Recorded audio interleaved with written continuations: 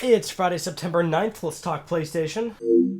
Alright, despite the fact that Sony just had their 2016 PlayStation meeting for PS4 Slim and PS4 Pro, I still want to say Neo, we still have tons of new things to talk about in that short 48 hours since our last impressions and recap video. Tons of new details. So here's one of them.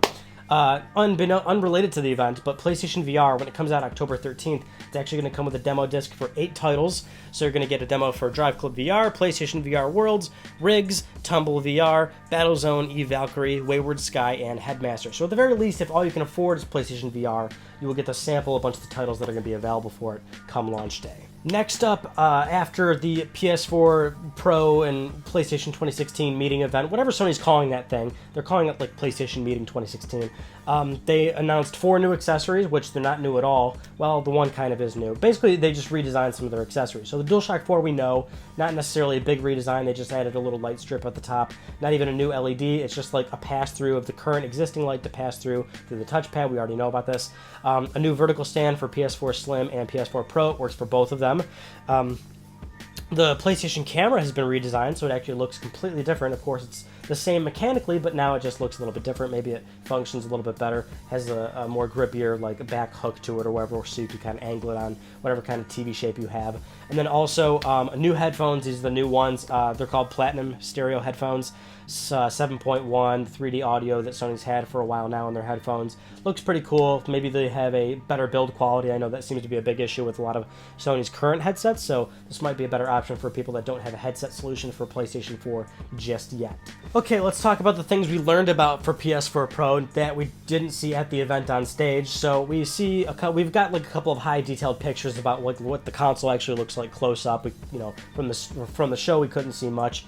Now we got some detailed pictures. The back of the unit is particularly interesting because the power supply on the back, the system still keeps this power supply in it, but the power output is not that sort of signature like figure 8 small little power output that most PlayStations use. It actually looks more similar to the fat PlayStation 3. It has this big, looks like 2-prong, but the fat PlayStation 3 had 3-prong. Either way, looks like a fatter power output.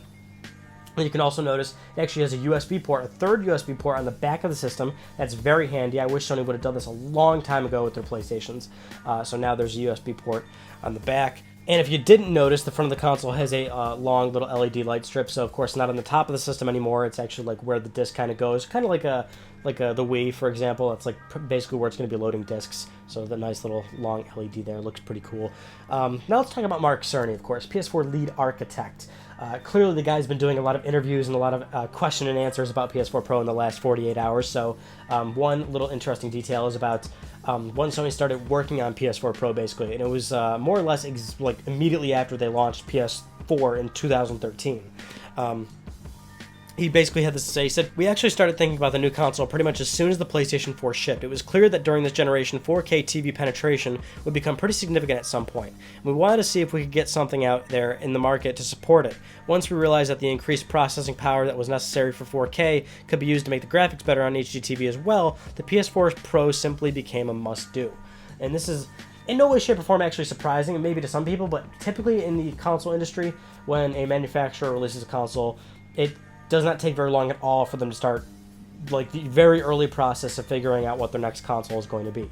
Granted, this time around it was a very different form of a console where it's full compatibility and at a much sooner update cycle, but like when a console gets released, like right away R&D starts in the next machine. So it just kind of lined in nicely with the adoption of 4K and the fact that the demand for more power in the industry and things like that. It just kind of really worked out here for them to do it at a much sooner pace. So next up, we'll talk about the big one, and this news story broke out pretty much right after I uploaded the recap and impressions, which I actually added a text overlay just to like get it out there. But yes, it is confirmed. PS4 Pro does not have 4K Ultra HD Blu-ray support, which is a very surprising, strange omission because Sony has always been a front runner with Blu-ray support. Jesus. Back to the PlayStation 3, when PlayStation 3 killed HD DVD and Microsoft support with it on Xbox 360, Sony added Blu-ray into the PS3 even though people didn't want it, even though people didn't need it, even though it made the box absurdly, overly expensive. They still felt it was necessary to put Blu-ray in the PlayStation 3, and it paid off for them in the long run. And now we're in a situation where Sony is not adopting the next format of Blu-ray, which is 4K Ultra HD Blu-ray. And the even stranger thing is that Microsoft actually offers this in the Xbox One S, not even the Scorpio, which is due holiday 2017. No, the cheap $300 redesigned Xbox One S has this. PS4 Slim or PS4 Pro will not play 4K Blu-rays, and that's very odd. It's very odd indeed. You'd think Sony would absolutely do this, but I would have to imagine it's because Sony wants to keep their profit margins within PS4 Slim and PS4 Pro. And we're not necessarily sure how comfortable of a spot PS4 Pro has in terms of the profit margins, but I'm sure Sony's in a spot right now where they're kind of like really done selling consoles at a loss or selling them at like too close of an area for them to, I think they want to be in a comfortable spot with PS4, and certainly they've been in that position for a while, and I'm sure they want to keep it that way. Sony had this to say about it. They said, "Our feeling is that while physical media continues to be a big part of the games business, we see a trend on video towards streaming. Certainly with our user base, it's the second biggest use case for people's time on the system, so we place more emphasis on that area." Now, for a lot of people that are very vocal about this, they're saying, "Oh, this is a deal breaker. I'm not going to get PS4 Pro now." That's fine. I think this is one of those situations where it won't hurt nearly as bad in the long run, but it is still like a very odd move, especially for Sony. Like, they're always the front runner with Blu-ray and adoption and technology, and certainly wanting to provide the latest high-end theater tech in their consoles. And so it's just it's a little odd for sure, but I just can't see it being that big of a problem for like most people. That's probably how they're justifying it. They want to keep their profit margins, and PS4 Pro is due relatively soon, unlike how Microsoft's shipping Scorpio in 2017, which kind of leads us into our next news story, which is that Microsoft actually commented about PS4 Pro, and they more or less stated that we still feel pretty comfortable with Scorpio, and we feel that it is still going to be much more powerful than the PS4 Pro. So Albert Pinello from Xbox had this to say. He said, "I believe that the difference between what we're going to deliver with Scorpio from a performance perspective and PS4 Pro will be obvious to customers. I believe that we have the best value this holiday, and I think we're going to have the most powerful box next year."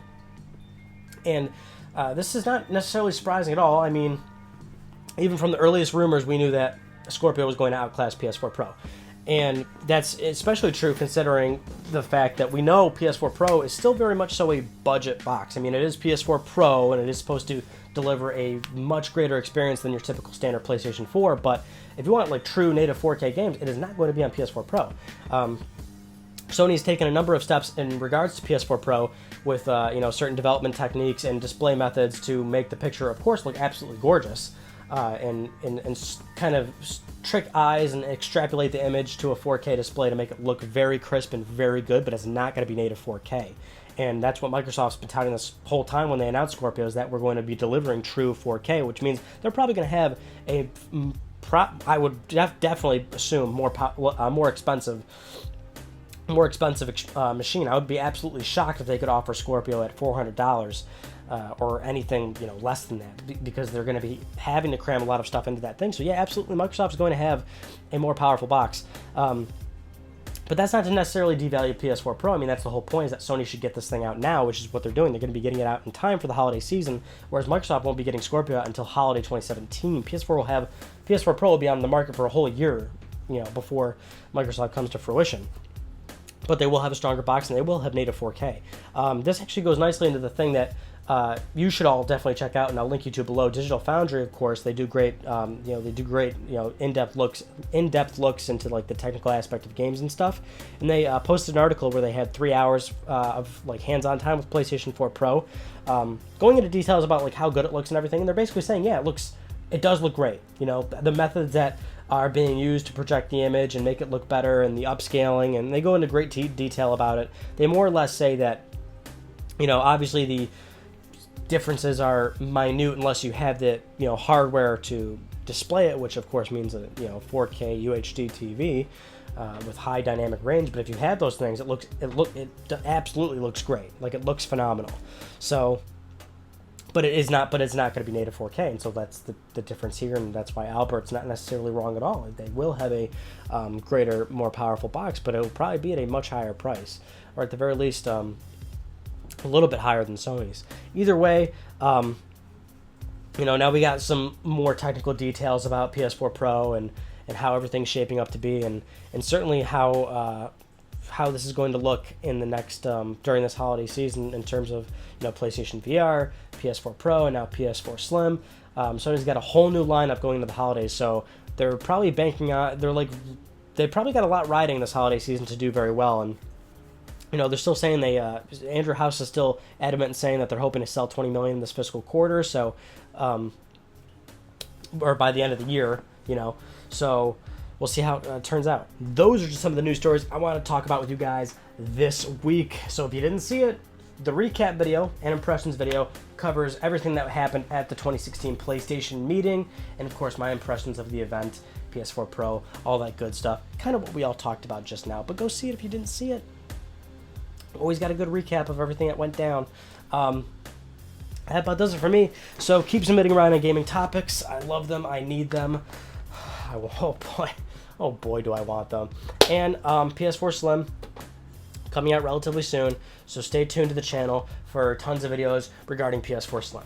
Hardware comparison, noise test, how to change the hard drive, unboxing, actual general review of the system and everything, all that juicy good stuff, so keep your eyes peeled. That concludes this week's episode of Let's Talk PlayStation. I'm Ryan Beckett. Thank you all so much for talking with me. I'll see you guys next Friday.